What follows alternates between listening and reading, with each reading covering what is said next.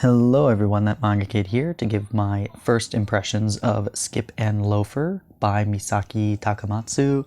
This is a 7 Seas release. I believe there's a few volumes of this out, though when I was purchasing this, only volume 1 was in stock, so it was the only one I could get my hands on.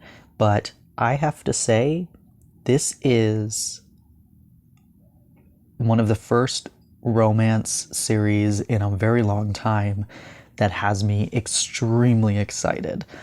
I loved every second of this volume. I was laughing out loud.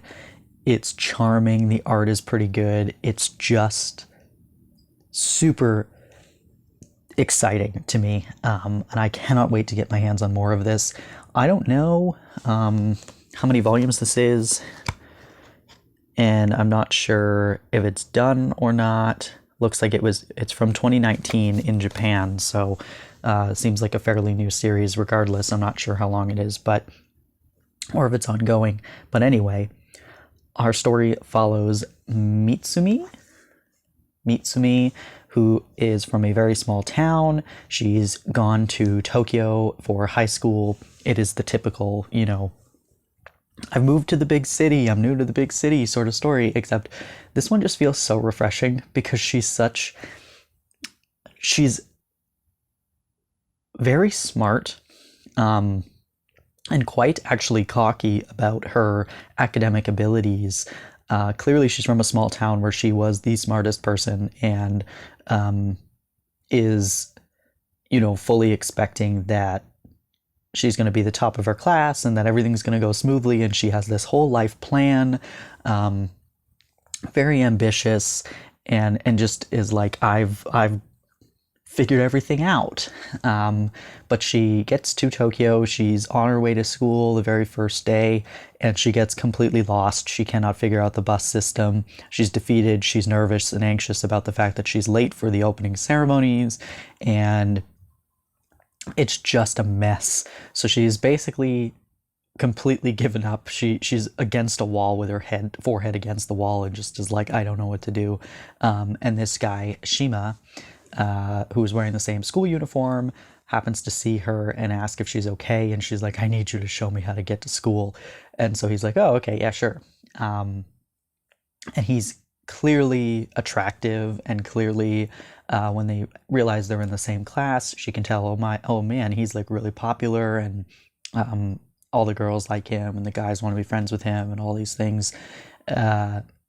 He's kind of quiet though, which is interesting. Like, he's not a super flashy kind of person, but he seems to be surrounded by people who are very flashy personality wise.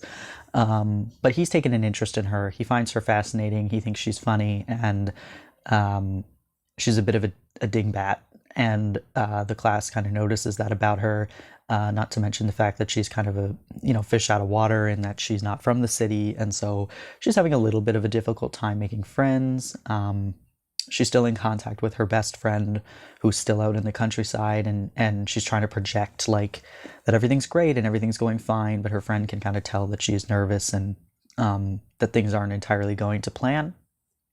But in terms of a first volume, this is so charming. I'm loving all of these characters so far. We've got these other two girls who've been introduced as well, with very distinct personalities, and there's just something.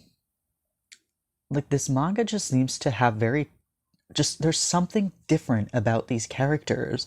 They're all archetypes. Like, this is the nerdy glasses girl who doesn't like popular people and is not interested in, interacting with people who she thinks are, out of her league or whatever, because she just sees herself as above them in terms of like, oh, they're just, caring about fashion, and they don't care about school, and they don't care about their futures and whatnot.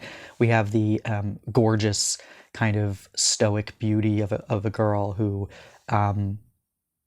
doesn't really act pretentious or anything. She just is like, look, I just want to make friends with people who I think are interesting people, and I'm not interested in the hierarchies of high school or the cliques. And then, our fish out of water moves to the big city, but like, she's very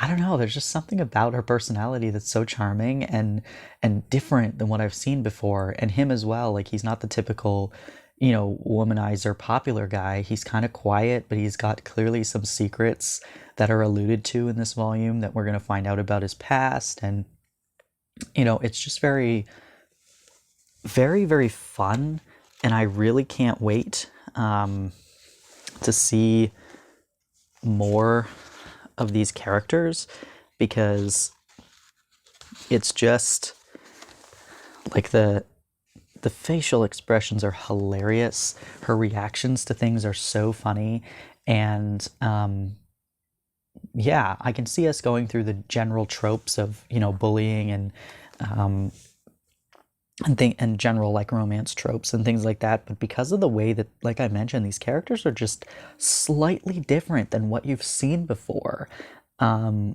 I think it will add a little flavor to this that I've kind of been craving. I read a lot of romance manga and I love it. I love the cliche stuff. I love everything. But this really has me excited. And I'm not sure what the color of the other spines are, if they're all the same color or they're going to be multiple colors, but I really, really like this kind of salmon pink almost. And yeah, these are in the 7Cs, like smaller kind of, or the actually like the general 7Cs size, which is slightly smaller than a regular volume. I like this handheld sort of size. It is around 180 pages, like a normal length of volume. But yeah, this is so exciting. If you have read Skip and Loafer, the first little bit of it, I'd love to hear your thoughts as well. If you know anything else about this manga or this mangaka that I don't clearly, I'd love to hear some more information if you have it. But this one's popular for a reason. I'm seeing a lot of people talking about this and picking it up. It's a fun one, and I really, really can't wait to read more of it.